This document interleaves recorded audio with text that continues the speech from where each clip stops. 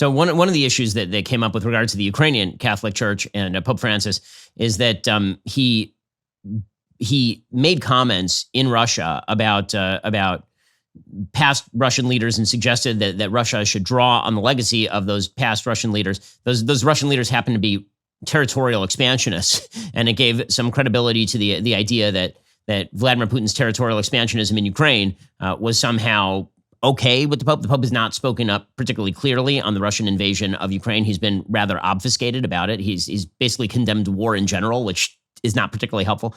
So what do you make? I mean, you've obviously been spending enormous amounts of time in Ukraine. You're a piece in the Ukrainian Catholic Church. What do you make of the Pope's approach to Russia, Ukraine? Well, Ben, that's a can of worms. But the truth is that Ukraine is the second most religious country in Europe after Romania. It is a profoundly conservative culture. And what people also need to realize is that the Ukrainian Catholics were the only church since the Reformation in England to give martyrs for the principle of union with Peter. They were the largest banned religion in the world from 1946 until 1991.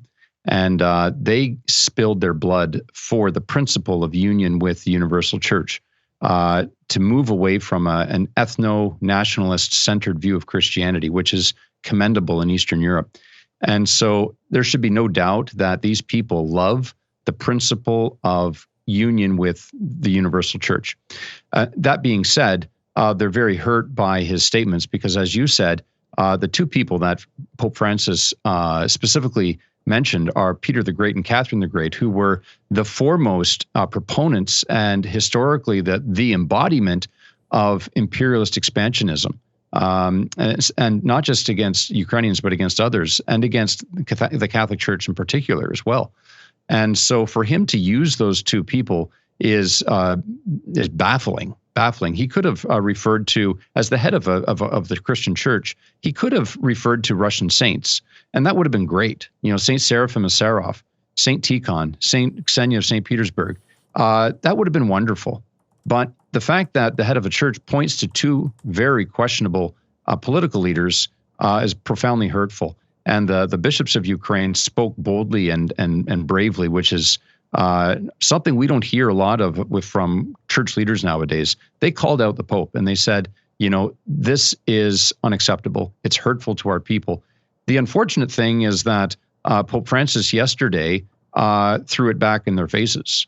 And that's the most, I think, hurtful thing, is that when they brought this up to him, he turns it around. He says to them, the fact that you doubted whom the Pope is with was particularly painful for the Ukrainian people.